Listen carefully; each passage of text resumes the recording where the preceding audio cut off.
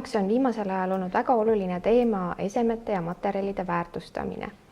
Suvel sattusid minu kätte see vana sari ja see vana suga ja kui meile tuli see projekt, kus me saime teha tikanditööd näituse projektina, siis ma tahtsin neid vanu esemeid ära kasutada ja anda neile uuesti selle väärtuse, mis võib-olla kunagi vanasti neil oli, kuna nad on ka käsitsi tehtud ja nendega on väga palju tööd tehtud. Ma seadsin omale eesmärgiks selle, et ma ei taha neid esemeid lihtsalt dekoreerida, vaid ma tahan natukene näidata seda lugu, mis võib-olla nende sees veel peidus on.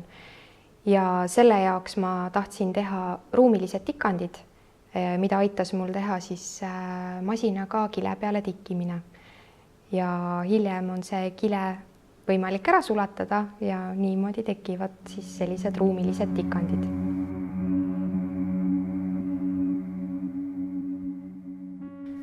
Meie näituse teemaks on puudutus ja esimene asi, mille peale ma mõtlesin, oli see, et kuidas ma tavaliselt puudutan. Et mulle meeldib kord, sümmeetria ja leida see ideaalne tasakaal komponeerimise jooksul. Aga seekord ma mõtlesin, et esitan endale väljakutse ja teen midagi sellist kiiret, intuitiivset, mis vabastaks mind.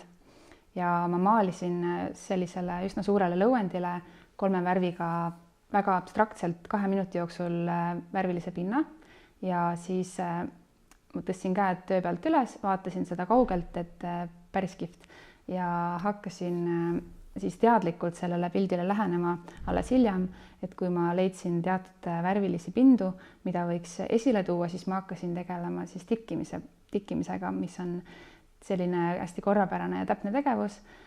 Ja siis nii-öelda 2 mina olidki tasakaalus selle töö jooksul, et selline vabastav energia pluss selline mõistuslik tikkimine.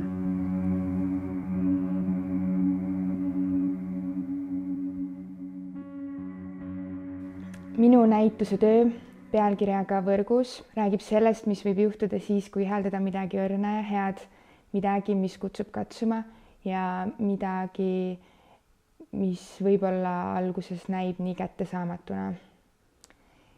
Selleks, et marja võrgu peale tikkida, kasutasin ma vees lahustuvat kilet. Võrgu asetasin siis nende 2 kile vahele ja sinna peale siis masinaga tikkisin. Hiljem sulatasin vees selle vees lahustuva kile ära ja nii mu töö valmiski.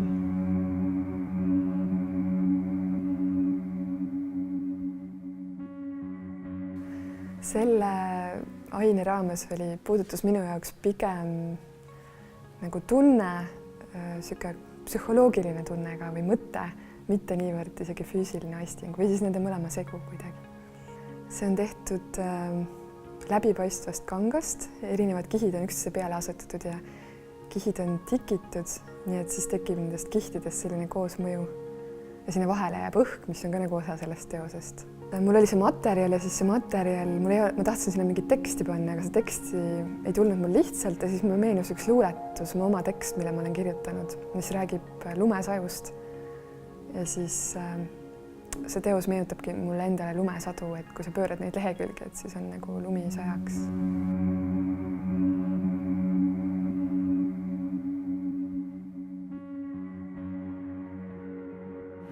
Ma üritasin vaadelda oma puudutust, kui ma vaatlen seda tunnet, mida ma tunnen, kui ma puudutan mingisugust materjali, mis mulle tegelikult ei ole väga sümpaatne.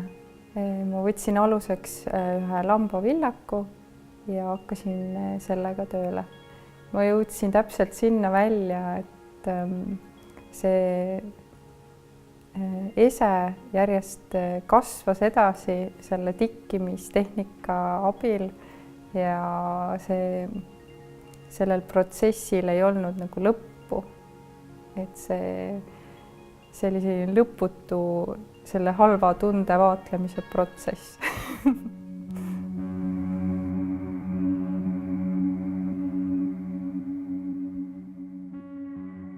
Mu teos koosneb 3 vatiribast. millel siis on ka niisuguseid õhemaid kui ka paksemaid kohti ja kõige selle otsas veel tikand. Tahtsingi teada saada, kuidas see tikand vati peal töötab, kuna ei olegi varem nagu näinud, et midagi sellega oleks tehtud.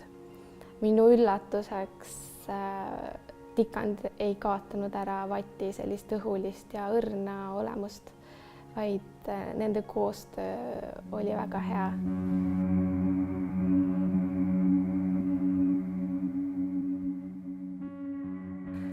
Minu töö räägib nendest väikestest hingekestest, kellest saavad kahjuks inglid juba enne seda, kui nad siia maailma jõuavad. Ma kasutasin tikkimiseks sõlmpistet, tegin seda käsitsi. Mu eesmärgiks oli luua tekstuurne pind, mille puhul oleks ka arusaadav selge pilt, mis siis mu teose peal on.